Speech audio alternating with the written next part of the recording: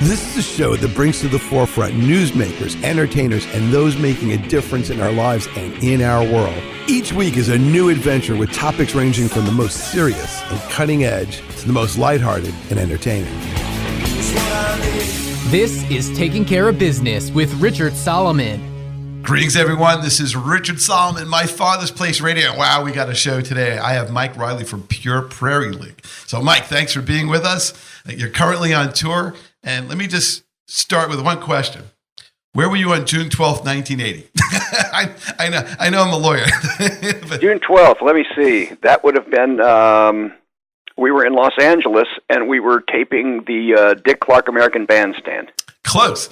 You were at my father's place in Roslyn, Long Island, but I think that was the same time frame. So let's talk about both. That's right, it was. It was right after we did my father's place, right after we did the album and all the TV shows out there. All right, so let's talk about Dick Clark. Oh, by the way, pureprairieleague.com is the website, in case you want to know. So you guys were on American Bandstand, and for those who may not remember, that was the show to be on. And the iconic Dick Clark was the host, and he was the host for decades. And the world's oldest teenager. Yeah, and he never aged. He, him and Casey Kasem always just looked so youthful. I guess they slept in a freezer or something, or something like that. So first of all, how did you book that show? And then let's talk about the clip where Dick, who's kind of a giant, didn't feel that way. No, as a matter of fact, he was. He's a little bit smaller in stature than Vince Gill and myself, and Dick was in between us. And as a matter of fact, I was actually even watching CBS Morning News this morning, and there was a segment on Vince Gill, and it showed him in the band with Pure Prarie League, and being interviewed by Dick, and it showed him putting his arm around Dick's shoulders. But Dick, off camera, looked up at Vince and said, "Don't touch me." Yeah, on camera, he was a little weirded out that he felt so small. Yeah, he was in the land of the giants. Yeah. Well, also in those days, you had bigger hair. Good point. So talk about that performance. What was it actually like, and what is it like for you to watch it today in perspective? Well, that was 1980, and this is almost 2020, so that's 40 years, and it's not really disconcerting, but it's really interesting to look back and see, how you looked and how you moved and just what you were doing 40 years ago. It kind of just blows my mind that it's been 40 years since we did that show, but the show was a blast to do, and everybody was very accommodating. And Dick comes into the green room before the performance and introduces himself and chats for a minute and stuff like that. So he's actually really, really just the nicest guy in the world. And for what he has to do and what he's done for all those years, we had a tremendous amount of respect for the man, and we had a great time on that show. So, if you were to take like a time machine and from today and kind of go back into time, would you be able to tell yourself, the Mike Reilly of 1980, say, "Hey, dude, this performance is going to be on like televisions on people's desktops." All these, accessible on like these portable phones and all this other stuff. So you're going to be much cooler than you think. I mean, did you realize then what the potential was for its longevity and impact even today, even by people who aren't even maybe around to even know who Dick Clark was and American Bandstand and all that stuff? We never thought in those terms, Rich.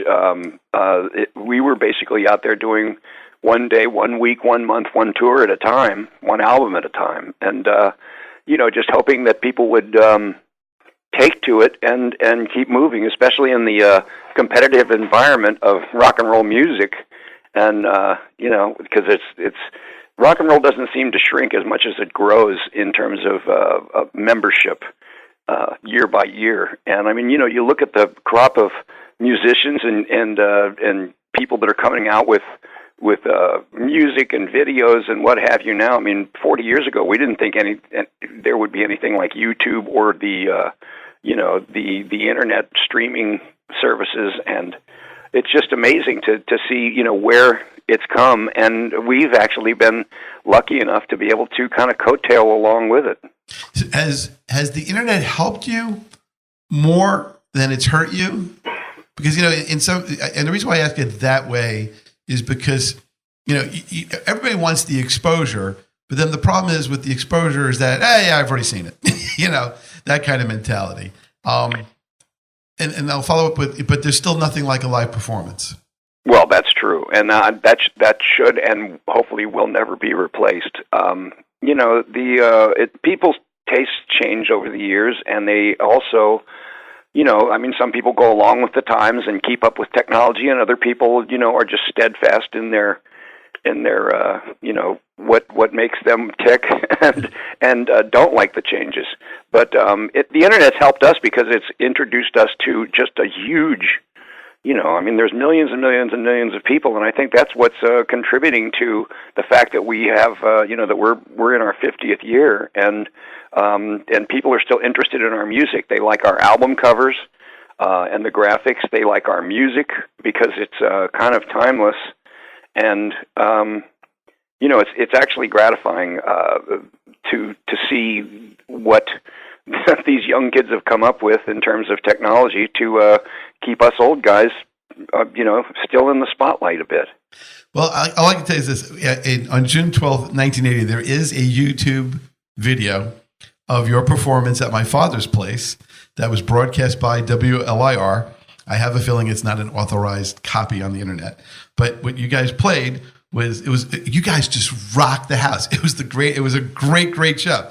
And the thing that's great is because I couldn't have been there at that particular date and time, I could actually sort of get to be there. So it was, you opened with Kansas City Southern, and then you played the following songs: She's All Mine, I'll Fix Your Flat Tire, Merle, which I got to talk to you about that because that's a great story.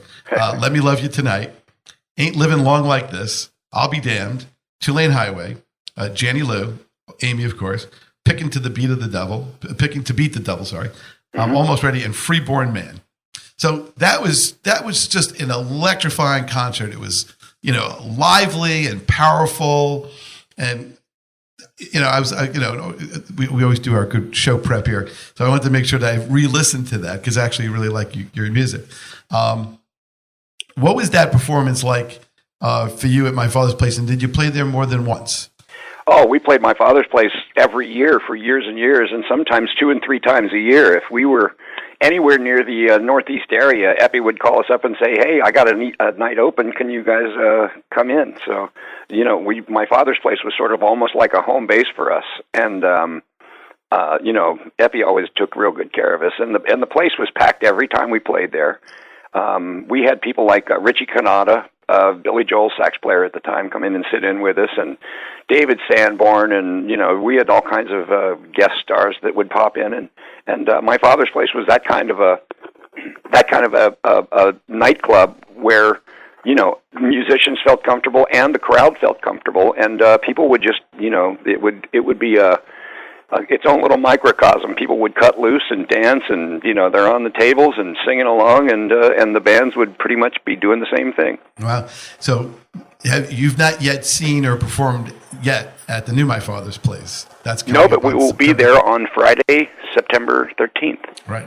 Now, what you will see is that they have an amazing sound system, and it's just a beautiful place, and it's very comfortable. I'll have to talk to you after the show to get a little feedback. But, it'll be interesting to see if there's anybody in the audience who were at some of the original shows coming back to see this. We actually take a little survey, so maybe we'll find that out. I would put money down that there will be several people, and I know of one in particular who's been one of our web guys for years, Tom Sheridan, who was at every performance we ever did on Long Island and in the area, and I know he's going to be there. So there's at least one. All right. Well, so do you have any good Epi stories for me? I always like to hear it from the different artists, Epi stories, because Epi and I are very close, and Epi always tells me great stories about all kinds of things. And sometimes we try to record them and put them up on the My Father's Place radio podcasts and radio shows on FM and things like that. But do you have any good Epi stories for me for this particular broadcast? Well, to be honest, we always had a great relationship, and we went from the band front man or band leader guy dealing with the club owner and making sure that the cash count was correct, and let me see the ticket, let me see your ticket sales manifest, and down to not even looking at the envelope anymore. It's just like, I trust you, you trust me, and we do good business together. But the other stories that are rife in the industry, decorum prohibits me from divulging. That's material for the book. So Okay. people are going to have to wait for the book. But they don't have to be those kinds of stories. But like Epi tells stories like he actually suggested to Linda Ronstadt, for example, to do Heatwave when she ran out of songs. And there was just like little funny things. He got Peter Tosh to be up on Saturday Night Live with Mick Jagger when they did Walk and Don't Look Back. So when you talk to all kinds of people, you get all these great insights, either that Epi may have introduced them to some artist or some collaboration, or, did you remember who you headlined with at my father's place back in the day? Well, actually, most of the times we were the headliner. Right. But do you know who appeared like as your opening acts, for example? Oh, geez. And did any of those people jump on stage with you guys, for Yes, a song or two? we a lot of times had, like Ozark Mountain Daredevils and Rhythm Aces and people like that, that were sort of contemporaries of ours in the day when we were doing those double bill shows. We'd always wind up invading each other's space. So what was the club like? Because I've only seen pictures of it. How many did it hold, and what was it like from a musician's point of view? Well, luckily, the bandstand, it was a long throw room, and the bandstand was back on the back end, so we basically just looked out, and what probably was only about, I would say, 300 people looked like, 2,000, because, and I don't think anybody ever sat down. There was a big space, for people to dance, and then there were tables and that for people to sit at, but I don't think anybody ever sat down at any of the shows we played, and it just... so it looked like the combination of the dance area and mosh pit at a big concert. Now I know that there was a relationship between WLIR and my father's place. They did a lot of the broadcasts. Sure. Do you have any good stories or memories of either WLIR broadcasting any of your shows or listening? Well, we'd always try to get into the station when we could, and do some some live stuff at the radio station, but LIR really got behind the band, and they used to sponsor these things called Party in the Park at Belmont Racetrack, and we did several of those. And one year, I remember in order to get to play the show, we were playing with Charlie Daniels, I think, and Marshall Tucker and the Outlaws, and because we were sort of like a local favorite, we had flown in on a jet from Rapid City, South Dakota, into LaGuardia, and then they had a helicopter pick us up. Wow. And land us at Belmont Racetrack, right in back of the stage. And I mean, it was like Beatles, time. We jumped out of the helicopter, ran up on stage, put out our guitars, and right into Kansas City Southern, and the crowd was just, and there were thousands and thousands of people at those parties. The crowd went wild, and Charlie told me later, because we were touring with Charlie Daniels and Marshall Tucker. Charlie said, he says, "Mike, I don't think I want to be your opening act." You said just like, because I just saw Charlie Daniels being interviewed by Sammy Hagar on his show on Access TV. That was a perfect Charlie Daniels impression. I know that Charlie Daniels played a number of times at my father's place, because Epi tells stories about Charlie Daniels and stuff like that. Yeah, of course. So, well, I will. Here's one little thing that I will divulge that is not exactly our proudest moment, but we used to, we hung out in Sag Harbor out on the east end of Long Island for years and years, and that's where I live now.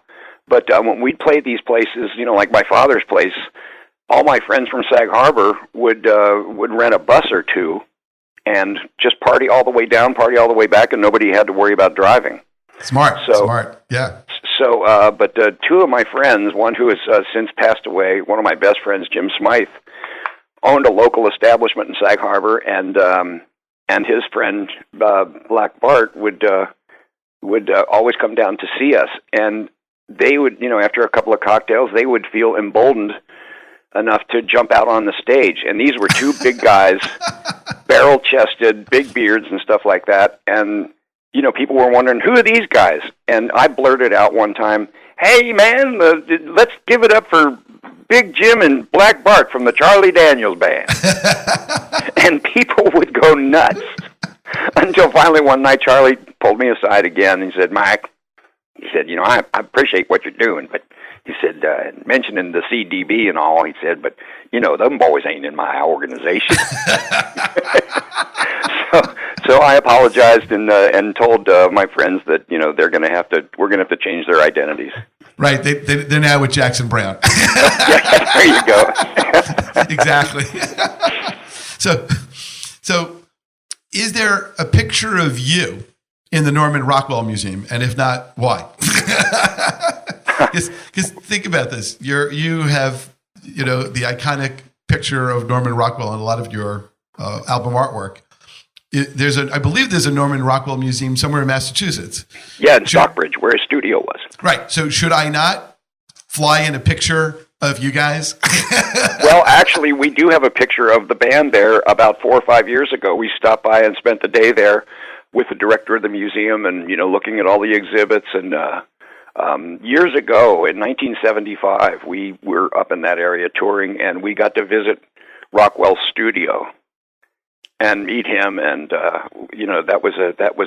that's a life-changing moment. He loved what we were doing with the album covers. Sure. And using, we got permission years ago when we did the first record from RCA Records. They got permission from Saturday Evening Post to use their script, and from Rockwell to use the Saturday Evening Post cover, and we kind of adopted that as our logo, which turns out 50 years later that it was branding before branding was a term. And it's iconic.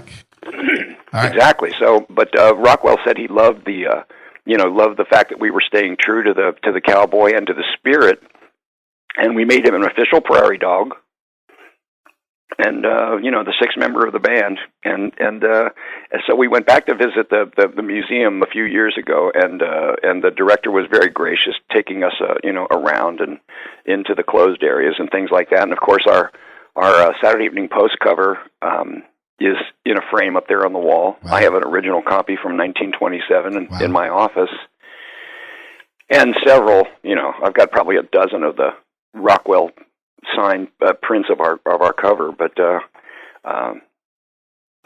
related to that story, we were playing in Marin County in San Rafael a couple of years ago, and the original Norman Rockwell, the original oil painting, which was not destroyed in the fire in his studio years ago, it hangs in George Lucas's Skywalker Ranch. Wow.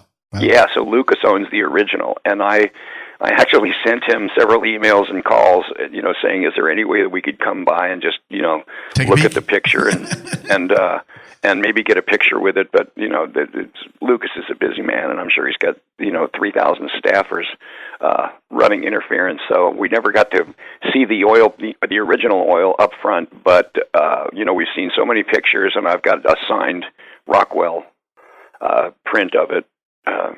So it's just an amazing part of the band's legacy that that this grizzled old cowboy named James K. Van Brunt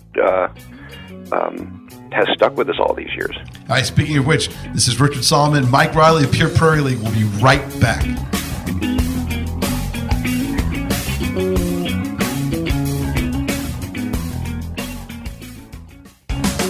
This is Russell Hitman Alexander from the Hitman Blues Band, and you are listening to Richard Solomon on WCWP 88.1 FM.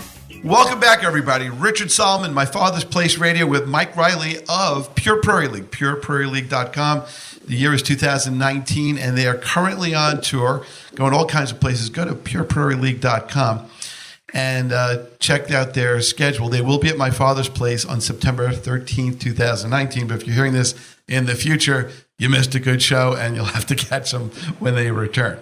One of the things they were talking about offline, or in pre-production, as we say in radio, was you guys have basically composed the soundtrack for our lives, all of us, out there. I mean, there isn't a person out there who hasn't been touched by your music or has a fond memory, or maybe even named Amy or Janny Lou. That's true. That's true. I'm sure that there's a couple of Melissas out there because of the Allman Brothers, and things like that. So you never really know. What is the feedback that you receive from all the fans out there after shows and traveling and whatever? There must be so many people saying, "Oh, I love your music. I've seen so many shows." You were talking about the three generation of Amy's. Well, talk about that. Yeah, we were in Longmont, Colorado. We played their street festival in the summertime every year, where they close down the streets and they get 5, 6, 8,000 people. And this lady came up to us and she said, "I want to introduce ourselves to you guys. We love your music. My name is Amy." And this is my daughter, Amy, and this is my granddaughter, Amy. Now, the original Grandma Amy was named after the song Once in Love with Amy, which was a popular hit back in the 40s. But her daughter, she named Amy after our song, and her daughter named her daughter Amy after our song, spelled the same way as the song. AMIE, yes. Yes, exactly. Which is actually, the word. It's the French word for female friend. Aha, ami. Ami, that's right. So there you go. Yeah, je comprends. And that's on a side note, there never was really anyone named Amy that the song was written for. It was a song written about love. Aha. So it's and love for a female friend who shall remain anonymous at her request until the book is written. That's right. With the other stories. So is there a book in you that's leaping out to be written and published one day? Oh, it's about halfway there. All right. Now, if I could ever get off the road, I could finish the daggone thing up, and I've written books. And I'm a radio guy, so I understand a little bit of the process from my perspective. But I've never written a song in my life. Everything, whether it's a book or song, starts with a blank piece of paper. But how is the book writing process different, if any, from your songwriting process? The songwriting process is more of capturing an inspired moment.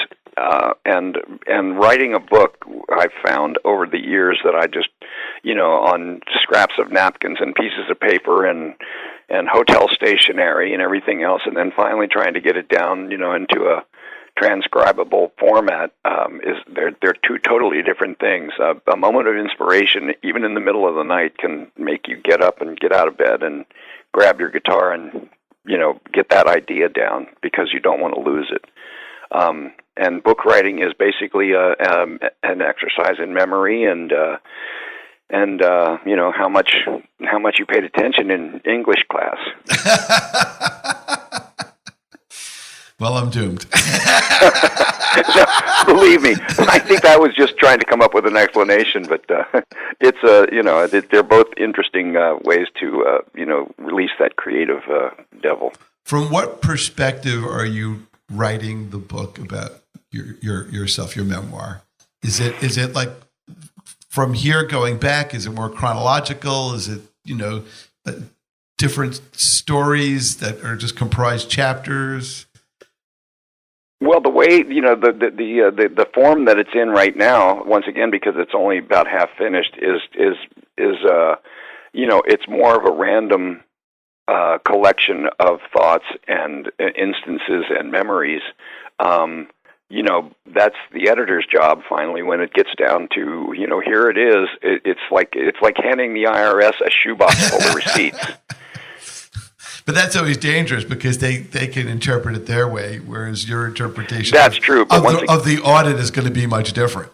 Yeah, that's true. Yeah, it's no fun. It's like pulling teeth without Novocaine. But it all comes out. I'm sort of a fan of these these bios now, and because you get books on tape, and you can listen to those on the airplane, and you get books. I've probably got 200 books in my iPad. Wow. that, and some I haven't even gotten to, but some are very, very interesting. I mean, like Keith Richards' book and Bruce Springsteen's book, amazing. The power of recall that these guys had and or have, and some of the stories just are amazing. Some of it gets a bit into minutia and gets a little tiresome at times, or wearying. But I'm just amazed. I mean, the books. Chrissie Hynde's book and Sean Colvin and everybody that's writing their bios these days. These are, talk about soundtrack of your life. Well, here's the script. Wow, very, very meaningful.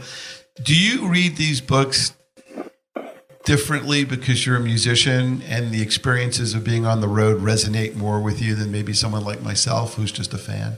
I don't use that as a criteria. I do it because I'm a fan and because I'm interested. So I think I'm coming at it from a basic consumer level, but then I can relate to so much of what they're talking about because the only people that get musicians' road stories are musicians. Because it's hard for civilians, if you will, to be able to relate to the war and the horror stories of being on the road, and we don't want to burst anyone's bubbles because that's what they're coming and paying their hard-earned money to see at places like my father's place. But let's talk about that because that's an important component. There's a lot of schlepping. There's a lot of waiting around. There's a lot of planes and rent-a-cars and buses and downtime and wasted time, I guess, to some extent. I'm sure there's frustrations with, sound systems and equipment or things that are either broken in transit or things that aren't available at the venue that are supposed to be there. I know that's all part of it, but, after so many decades of doing this, is it any easier or is it the same grind? Well, speaking from a perspective of being almost 70, it doesn't get any easier. Things are, a bit more organized, but then again, right when you think they're more organized, there's the snafu creeps in. You were right about a lot of time being spent schlepping and sitting around and hurrying up and waiting. And I think that especially musicians that have toured for years and have been through all that and, rolling with the punches and adapting on the fly, now have a little less patience for snafus. And but the other thing is that they're sort of, they're broken in enough that they know that hey, this is what it is, and let's just go do what we do. So it's kind of a trade-off. But once again now I say that we get paid to travel because we certainly don't get paid enough to. We don't get paid enough to travel as much as we do, and we basically play for free. But that's because we have to. Because we're musicians, and that's how we exercise our the creative part of our brains. Let's talk about the economics of the music industry just for a little bit, because in the old days there was there was record stores. Remember those things? Sure. And there was no downloading, there was no internet, and you would go to a record store and you would discover all kinds of music, and you would listen to all kinds of music in the store. I'll never forget. I was at, I think it was J&R Music World, and I think I heard for the first time Three Doors Down. They were just playing it, and of course they had the album up by the cash register, and now playing. And I was like, wow, who are these guys? And it was like the album was like this first or 2 days of its release. I was like, wow. And I remember going to Sam the Record Man in Canada in two different stores. It was Toronto and Montreal, and I remember they had all these quote imports because they were music from Europe and other places that we didn't really have in the States. As somebody who kind of has seen the evolution of the music business and the decline of the Tower Records and the retail stores and things like that, how has that affected you both as a musician and as a consumer of music? Well, as a consumer, I miss those places. Licorice Pizza and Peaches and Tower Records and Long Island Sound out where I live. I mean, it's to go and spend hours actually browsing through a record store and picking up something that you might not have, otherwise noticed. That was the strong point of all those places, and I miss that. And I think these, the last few generations that didn't get to experience that have missed a huge part of the whole musical experience. But it was sort of like how the music business. It's hard to read liner notes when you're streaming a record. Do you miss everything that from album art and lyrics on the album sleeves, so to speak, and all that great stuff? Absolutely. And the posters, the free posters. Yeah, that stuff was once again, that was part of the experience. And when you sit there listening, you're sitting in your living room or in your basement or your bedroom or whatever, listening to these records, and you're reading you're looking at the album cover art, and you're reading the liner notes on the back, and you're reading the lyrics along with the songs, and that's an immersive human experience. And I think that is unfortunately pretty much missing these days, in these days of streaming, et cetera. And it's instant content, it's instant gratification, and it's gone, and there are no memories made. But that's that's the inexorable march of progress, I guess. If it's really progress. Do you remember the first 45 you bought? Yes, I do. What was that? It was Desafinato by the Stan Getz. Wow. By Stan Getz. I was 12 years old, and I went to the C&D record bar in Newport, Kentucky, because I used to listen to the jazz station in northern Kentucky that was built on a barge down on the Ohio River, and Desafinato was a standard in 1956 and 58 and 62, 64. So I went down to the C&D and I bought that record, and on the back of it was Misty by Joe Stafford. Wow. Wow. Now, is that the Joe Stafford that I don't like spiders and snakes? No, that was different Joe Stafford. Yeah, Joe Stafford was an old Dorch singer. So yeah, that was the first record I bought, and then from then on, it was the Beatles and everything else. I wore that place out. So when the Beatles hit, I can't tell you how many different people I've interviewed, and they've all mentioned the Beatles. What was your Beatles aha moment experience? Was it Ed Sullivan? Was it just hearing them on the radio, or a combination of all of it? Well, the Ed Sullivan Show. I mean, I was hip to what they were doing. I ordered the Beatle fan kit, that came with that funky wig and the picture with the guy standing there, holding cigarettes and stuff like that. But I didn't get it in time for the Ed Sullivan Show. But I did watch the Sullivan Show, and then I saw the Beatles at Cincinnati Gardens the first time they played there in, I think, 66. And I was hooked. I saw them at Crosley Field when they played the ballpark there, and you couldn't hear the noise for the screaming. And the opening act was The Circle, Turn Down Day. Remember those guys? Oh yeah. Yeah, and they, I felt so bad for them because you couldn't hear them, and it was like, what are you guys doing? Get the hell off the stage. We want the Beatles. And then they'd scream through the thing so loud that you couldn't hear anything anyway. But those, that's. I don't think there's anybody that can't say that the Beatles were, life-changing. How were they life-changing for you? Oh, melody, music, songwriting, lyricism. I mean, they didn't. There was nothing manufactured about them in terms of, manufactured stardom like it is today. It was Brian that got them to dress nattily and dress well and present themselves well. Brian Epstein, their manager, but another Epi. Yeah, there you go. Different That's Epi. Right. Long lost relative of Michael. But Yeah, that was just the music that came out of those guys, and it was just the perfect storm of timing, and and the times in general at that particular point in history, and wow, talk about the luck of the draw and turning it into gold, and they were only around for a few years. But in those few years, they really, really did an enormous amount of diverse, rich music. Absolutely, they didn't get stuck in one formula. They tried to do everything else. I mean, they were doing sambas and mambos, and I Love Her, and things like that.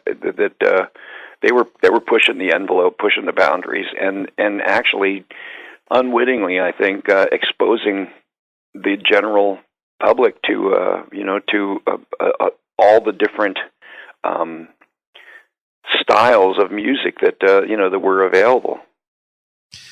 Do you still have your vinyl collection? I've got the ones my favorites. I've got the ones that I kept. I've had 2 fires in houses and lost a lot to salvage. A few things over the years that I hold dear, and I still have a turntable and an old-fashioned stereo as well as my other stuff. So.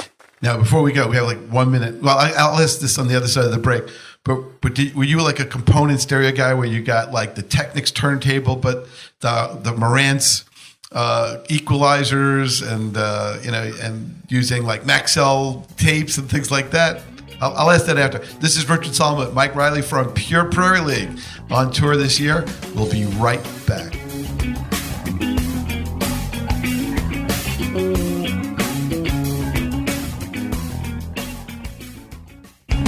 Hey, this is Jeff Mattson of Dark Star Orchestra, and you're listening to Richard Solomon on WCWP 88.1 FM. Richard Solomon, welcome you back to My Father's Place Radio. Mike Reilly's with me from Pure Prarie League. He's actually on tour, and he was nice enough while they're in Chicago to take a little bit of time with us because they're coming to Roslyn, Long Island to My Father's Place on September 13, 2019. And we're getting some great backstory. So before the break, I was asking you, were you like a stereo components guy? And you were telling me sort of while we were saving the recording that you certainly were. So talk about that, and how is your music listening a little bit different today as it is for all of us?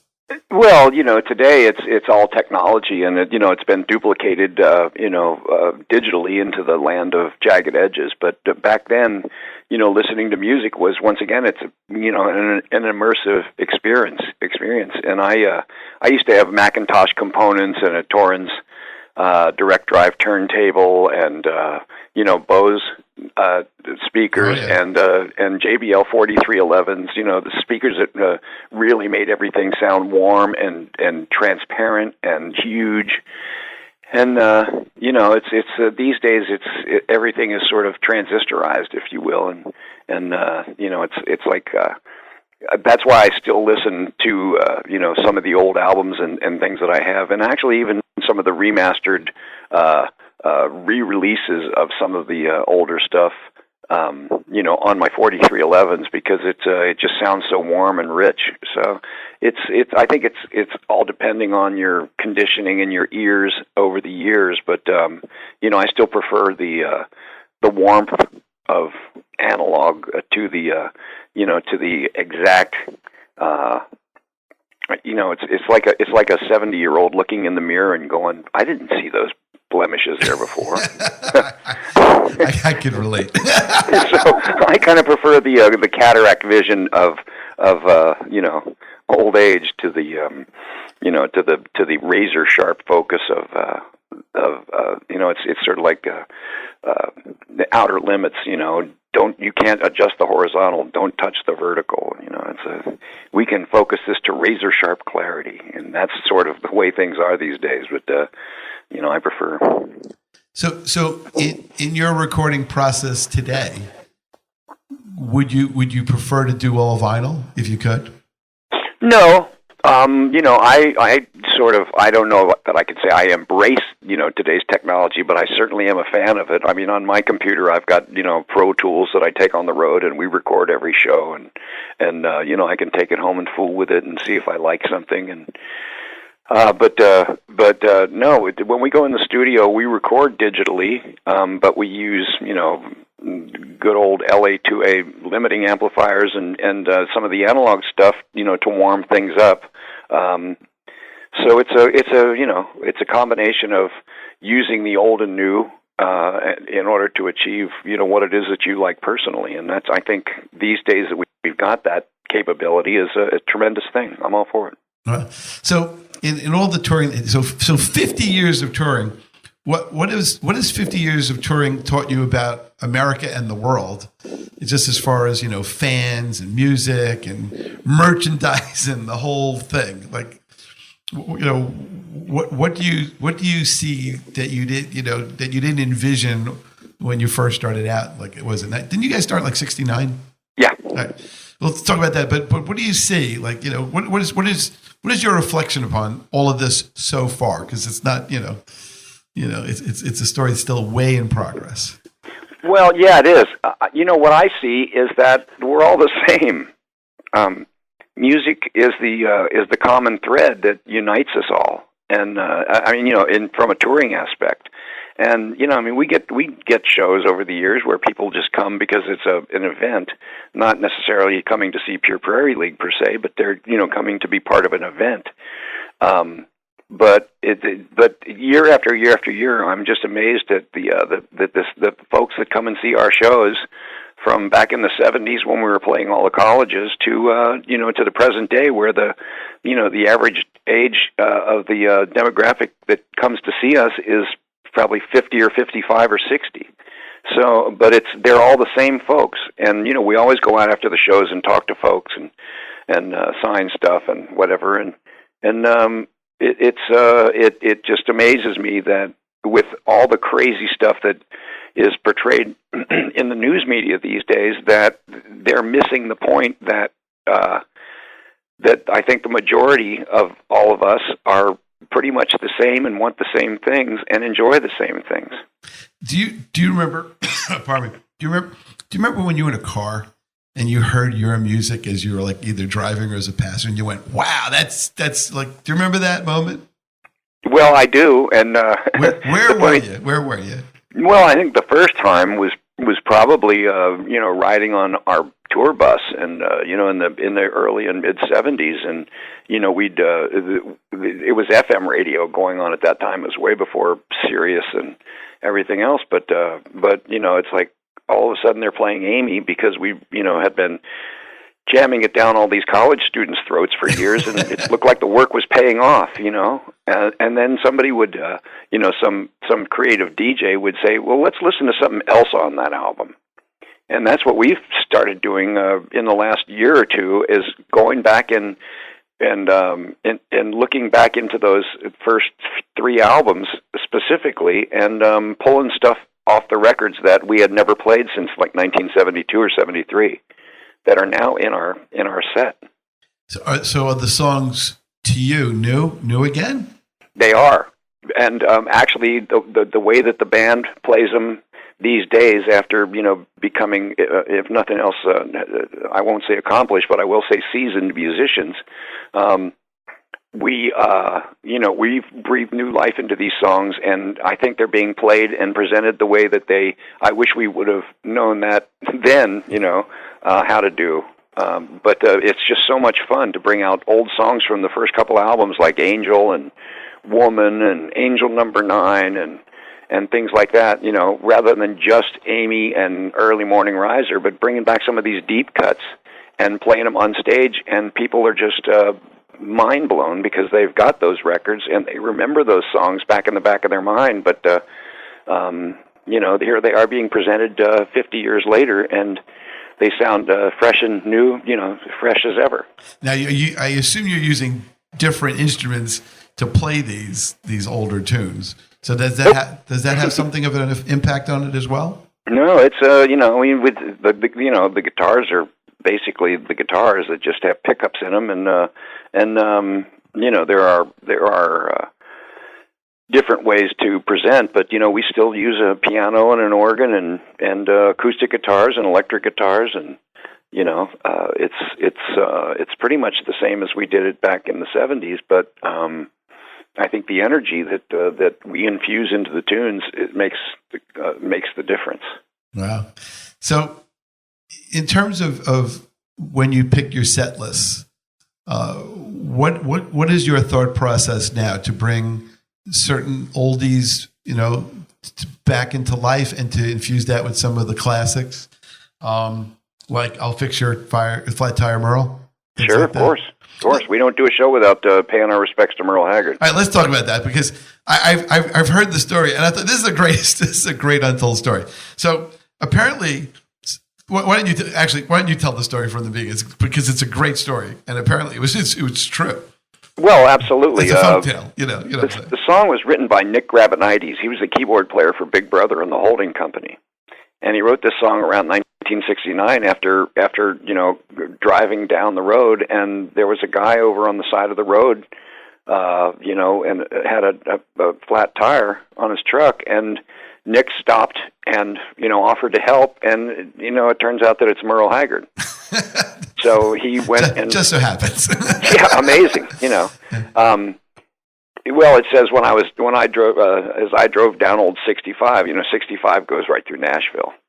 So you never know who you're going to see on the side of the road. I mean, you used to be able to see George Jones riding his lawnmower up the side of the freeway. Wow. So, but anyway, that was a true story, and we sort of when Nick wrote the song. It was kind of almost, slow and ballady and kind of honky. And we took it and kind of stepped it up a little bit and co-opted the song and adopted it. And we've been playing it since 1970. And obviously there was a time where you probably chatted with Merle about the song. Yeah. What was that like? Well, we were, as a matter of fact, I was on the phone with our publicist in Nashville years ago, and we were on a conference call with Vince and Merle, and Vince and Merle have become good friends, and I happened to get looped in on the conversation, and Merle says to Vince, he says, I like that song. Are those good boys? And Vince says, Vince told Merle, he said, Merle, they're great guys. He said, well, I like that song, and you tell them for me that I like it. So, and I was on, I was the fly on the wall on the third line there. So that was from hearing it from the horse's mouth, that was something else. That was really cool. So in the very brief time that we have left, which is sad, who were some of the other people in the music world that you either wrote songs about or came into contact with or collaborated with or wrote songs with or hung out, backstage with? Well, we hung out. We got to hang out with a lot of people, but we would try to get some guests on our records. Emmylou Harris sang on a song that Larry Goshorn and I wrote on the Two Lane Highway album called "Just Can't Believe It." We had Chet Atkins play guitar on "Kentucky Moonshine." We had Johnny Gimbel, the great fiddle player, playing on "I'll Fix Your Flat Tire, Merle." We've had David Sanborn on sax, like "Let Me Love You Tonight." Don Felder played a mandolin track on a tune or two, and over the years we've had some great people collaborate with us in the studio. It's just one of those kind of things where serendipitously, Alan Toussaint was at Criteria Studios when we were recording a record down there, and we wound up doing a version of "Working on a Coal Mine," and you can hear him tinkling the ivories, and it just we've been blessed to have some great opportunities to meet some of our heroes. So who were the bigger influences in your youth that that you eventually got to meet? Oh God, Merle Haggard, George Jones, Conway Twitty. Oh, Conway Twitty! Wow. Oh yeah. Wow. Loretta Lynn. We just did the Opry, last year, and Miss Loretta was, one of the guests in that, and we got to meet her and talk with her, and getting to play the Grand Ole Opry in the last few years, several times a year. We've met a bunch of country stars that we had only heard on record. I was standing with Jim Ed Brown, and he was one of my dad's favorite singers, and So I called up my dad and put Jim on the phone. He says, Tom, this is Jim Ed Brown. He says, oh, you're foolish.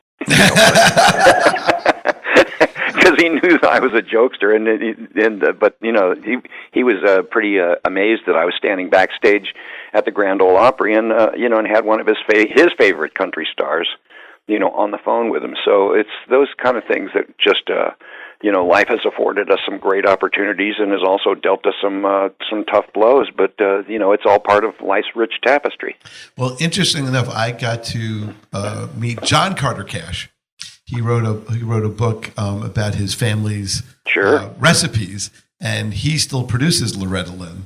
And he talked a little bit about that in the interview. So, it was interesting when he was talking about, in his house, I guess because it was, Johnny Cash and June Carter, the people that would be in the living room were like all these legends of country. Oh, yeah, But in many ways, you have a lot of that kind of similar experience, meeting with some of the great musicians and artists, icons, legends, and heroes to a lot of us, and the soundtrack of all of our lives. That must be such a great thing to look at your scrapbook and go through the pictures over the last 50 years and see all of these people who, you interacted with, because you're part of that too, Well, I keep more of a mental scrapbook. There are times when I wish I had a camera with me, but I can still remember the images vividly. And and you're right. It's when all of a sudden you see some people that are such a big part of that existence that we call our lives.